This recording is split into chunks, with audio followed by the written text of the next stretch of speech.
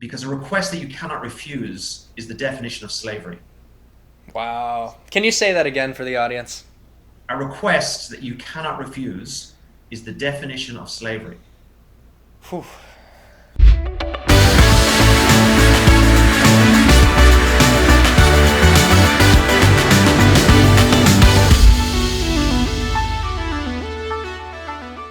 Guys, there are a lot of inspiring people in this world, and I want to interview more of them. That's what Inspiring Interviews is all about.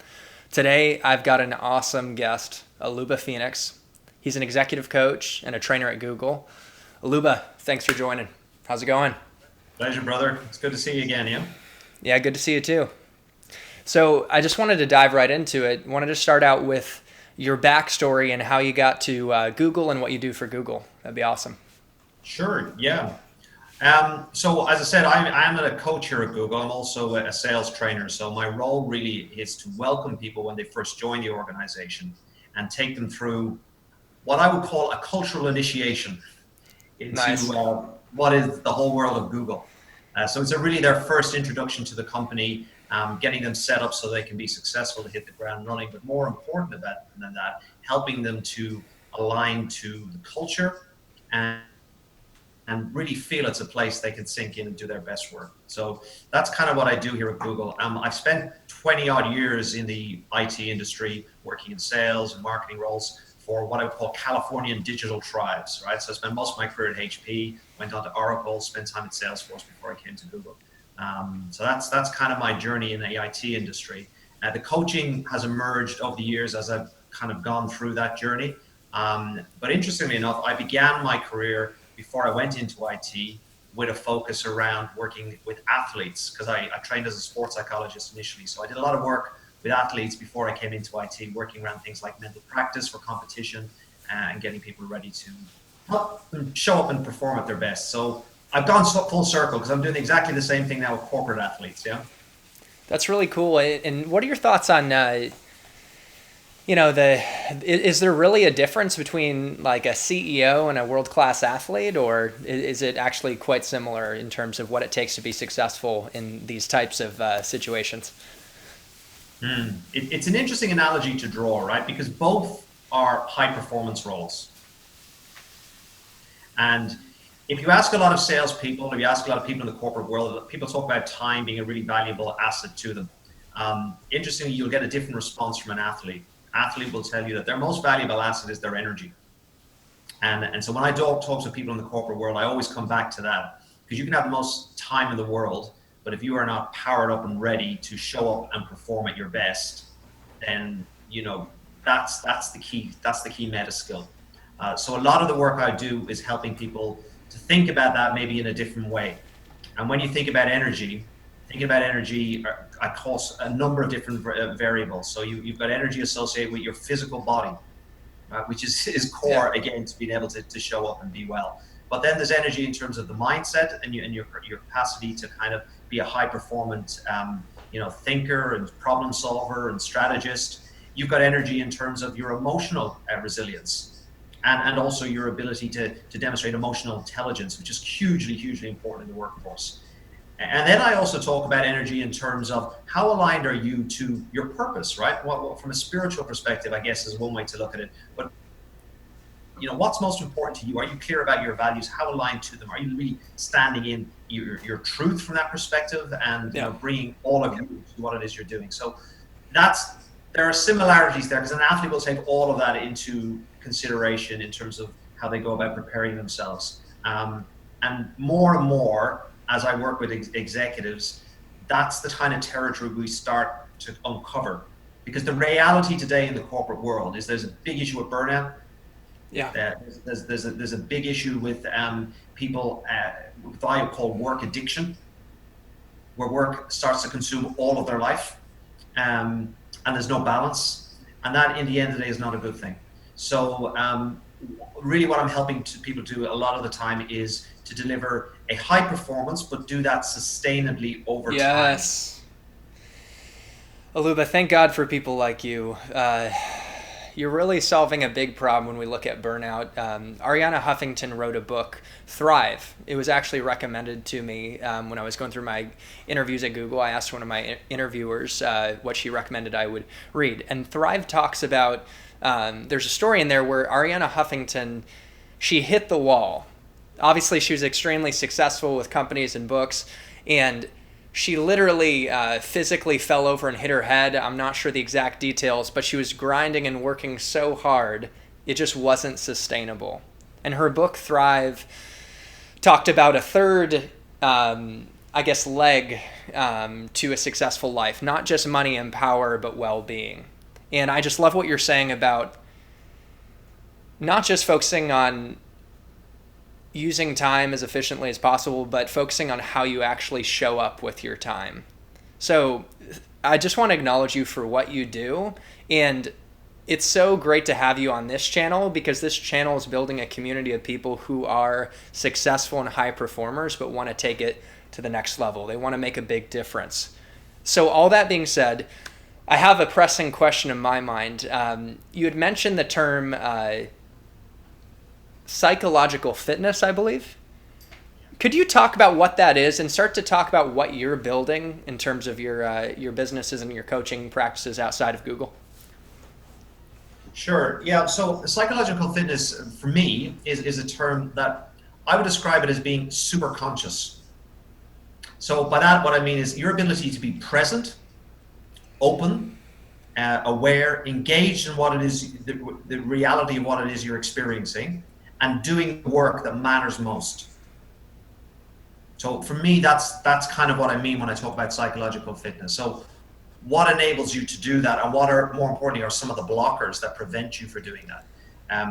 It's interesting you talked about Arianna Huffington. I talk about her work a lot. And what's interesting with Arianna is, her story is all about her coming back to herself in terms of her rituals around her sleep in particular, which is one of the biggest factors that impacts your ability to show up. Part of what I do is helping people to kind of wake up to the reality of who they are first and foremost. And we can talk a little bit more about that, because that's a big topic, right? Yeah. But beyond that, then it's about how do you then power up? And things like sleep in particular, if you could do nothing else rather than kind of focus on that, that would be the single biggest factor that could make a difference within your ability to show up. So I work a lot with what I would call biohacking. Yeah, how do we actually hack the system in order to be able to perform at our best? The human body being the system. Wow. And sleep is one of the key things. So it's interesting you talked about her work, because I think she's doing great work in the corporate world at the moment. And I said sleep is one of the key things that she brings a focus to. Yeah. Wow. So so that's what I mean by psychological fitness. Super conscious, aware, present, engaged, and doing the work that matters most to you. I love that, and I want to have a vulnerable moment with you right now, and maybe this is helpful for the audience. When we started this interview today, I felt nervous, right? This is new territory for me. I notice that when I do these interviews, it's like there's a pressure of starting the interviews, right? And I'm like you say, I'm being present to it. I'm conscious, but I don't want, we all deal with this, like, we don't want anxiety or fears to take us out and keep us from our greatness. So that just came up for me, and it's like, how would you advise someone like me or anyone in the audience who is pushing themselves to deal with that type of challenge? Sure. Well, it's interesting the words you use there, right? You use the word "I am nervous." So anytime we use "I am," that's an identity thing, right? And we become that thing that we identify with. So one of the little practices I teach people when we do the psychological fitness training is, first of all, to notice when that happens. Okay. And then there's a process, what I call zooming out. So you start with the statement, "I am nervous." And then that's followed with a statement that, "I am feeling nervous." So you've taken one step back from full identification. And then the next step is, "I'm aware that I am feeling nervous." And then I'm aware that I'm aware. So you're zooming out and you're creating spaciousness. You don't become the thing, you are actually the space which holds what is present at that moment. And that gives you a lot more choice and a lot more freedom. Okay. So what I was doing there is identifying that I am nervous. Like that's who I am when that's not necessarily the case. So stepping away from that and saying, maybe I feel nervous, and taking it further and further, say I'm aware that I'm feeling nervous. I'm aware I'm aware. Aluba, that's powerful. And for the audience, anyone listening, if this isn't a real world example of why it could make sense to work with Aluba in the future, here we have it. That was really powerful. I think this was a helpful example. And yeah, I'm just grateful to have you as a mentor and a coach. You know, I've learned so much from you. Yeah, pleasure, brother. Man, it's always great to connect, and for me, Google's a big family, right? So anything we can all do to help each other, I do believe we're all each other's teachers. Everything is just a mirror, and if we're open to it, there's a huge amount we can all learn from each other. Yeah. Absolutely, and one thing I say in this channel, I actually have a new trailer coming out this Sunday. I'm super excited about it. Is that I'm a human experiment, right? I'm still learning and growing with the audience. We're all a work in progress, but we're truly capable of becoming something greater than we know ourselves to be, and just really expanding our sense of who we are and making a difference in the world. And hey, this interview isn't done. I still have some more questions for you, but I really appreciated this moment. I want to take it back to, you talked about how important sleep is. And it's like, the impact is exponential. I can tell you focus on that when it comes to improving psychological fitness. Are there any other like non-negotiable practical tips that people can implement right now to improve their psychological well-being and show up more powerfully? Yeah, look, there's lots, right? As I said, for me, I always talk about sleep because I think it's the most important. But at a very simple level, one of the big issues I see in the corporate world is people not feeling that they can say no. And that's a really serious issue, because it means they don't feel able to set their boundaries, with the organization. And any big organization, if you don't set your boundaries, will take as much as you're willing to give, right? And I've seen people give their whole life and to an organization. As I said, this work addiction thing is a real thing for some people. So I work a lot with people, helping them to step into what I call their power, which is owning your yes, your no, and maybe let's negotiate. And the thing that I kind of really try to emphasize to people, there's a deep human psychology involved with any time a request is made by one person of another. Because a request that you cannot refuse is the definition of slavery. Wow. Can you say that again for the audience? A request that you cannot refuse is the definition of slavery. Whew. So when you make a request, it is hugely, hugely important that you leave space for a yes, a no, or a maybe. And when a request is made of you, to know that you are not a slave, that you have choice and agency, and you have the right to exercise your yes, your no, or your maybe, to set your boundaries with the world. Yeah, it's the most difficult thing, I think, particularly for young people when they're starting in their career, to do, because a lot of young people are looking to achieve, and that's the whole personal development movement, right? I want to, I've now taken responsibility for my life. Discipline is the path to freedom. I want to achieve. I want to be recognized for that achievement. I relate so much, Aluba. Yeah. So in psychological fitness, I call that stage 2 consciousness. Stage 1 consciousness is victim consciousness. Everything that happens to me in my life is... I got to stage 2, baby. Right? Stage 2 is the whole Tony Robbins personal development movement. Let's get to achievement. Let's be successful. Let's have that recognized. Important to do, but what happens when you don't achieve? And here's the thing. You are life, right? Beyond who you think you are life. And life is an amazing thing, and life doesn't have to prove or achieve anything to be amazing. Wow. You are amazing exactly as you are. So a lot of the work I do with people is moving beyond stage 2 consciousness to what I call stage 3 consciousness, or vessel consciousness, where you become that vessel for life. And the path from stage 2 to stage 3 is a path of surrender. Actively surrendering to the life that wants to live within you, and just allowing that to flow. You literally get out of your own way. So a lot of the work I do with psychological fitness is helping people make that journey. Damn, can you sign me up? That's exactly where I'm at. I've really moved into stage 2. I've achieved a lot at a young age, and I'm looking forward to surrendering to life. And I remember when I was messaging you on our internal chat at Google, I asked you your New Year's resolution, and it blew my mind. It made me just smile to myself. You said, correct me if I'm wrong, your New Year's resolution was to surrender to life and let it liberate you. And it sounds like exactly what you're talking about. Can you tell us a little more about that? I mean, this could be a really cool way to kind of, end the conversation on a real high.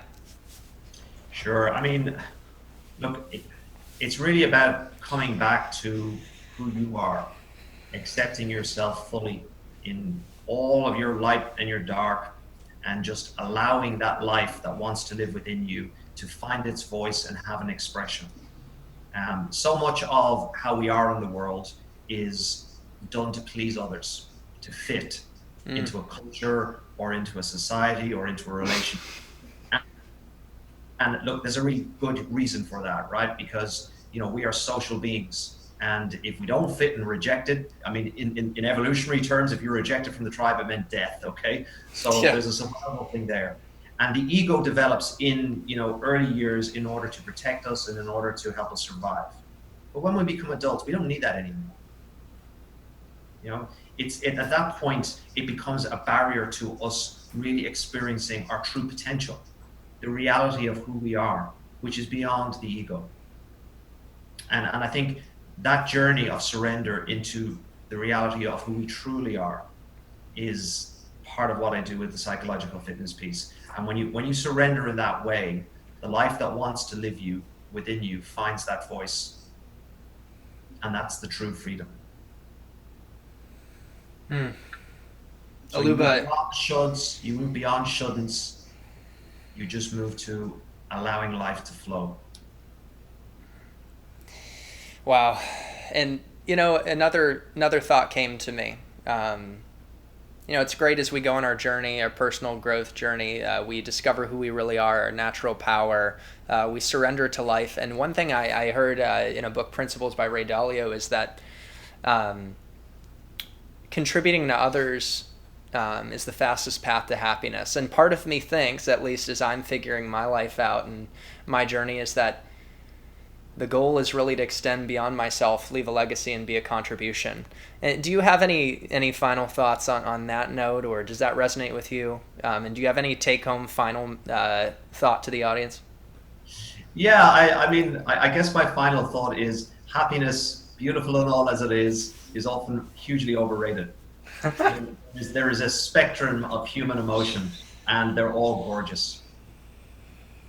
If you can learn to be with yourself no matter what is arising, be the spacious, aware, present host that welcomes all parts of you as they arise and touch them with your human presence. That's kind of the space to sink into. I wouldn't prioritize being happy over other stuff, although it's nice to be happy, right? Yeah. But, there's a beauty in our pain as well.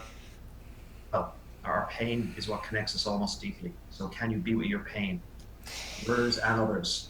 Can you bear it rather than push it out onto others? And can you bear your joy? Yeah? Can you really allow yourself to feel the full extent of joy? Well, that's such a great final take home, and what I'm getting from it is it's just what I needed to hear for a guy who can spin anything positive, who could easily be perceived as happy all the time, and the reality is I'm not. And Aluba, I have been going on that journey lately of confronting more difficult emotions, experiencing sadness and doubt, and just appreciating it for what it is. I gave up drinking, but I even realized in the past, like when I was hungover, to even experience the hangover for what it was. And I just want to say that, and the audience might know, I'm about to move to LA, and I'm a field sales rep now for Google. I got a promotion, and I'm going to a new city to really take my moonshot with this channel. And what I noticed is I unexpectedly cried the other day because and I confronted this, I was avoiding it. There is a sense of physical loss not being with some of the most incredible people I've met in my life. And so that's what's there for me. And what you said really resonates. And I know that everything you shared today, this will powerfully serve the audience. You are such a contribution to me, to this world. And I'm so grateful for this conversation. I wanted to finish off finally with where can people find you? How can people connect with you? Good question. So you can find me on LinkedIn at Aluba Fenix, Aluba Fenix. I'm also, you can find me at my coaching website, which is vivid-imagination.co.uk. Okay. That website's currently undergoing a makeover right now. So you may not find me straight away there, but you will in a week or two, yeah. And that's where you'll find details of my psychological fitness training as well. Yeah. Well, Aluba, thank you so much. I'm going to put your links in the description of the video. Really enjoyed the conversation. Pleasure, brother. Good to connect again, and best of luck with that job in LA. I know you're going to kill it. I really appreciate it. And to the rest of the audience, love you guys. Cheers.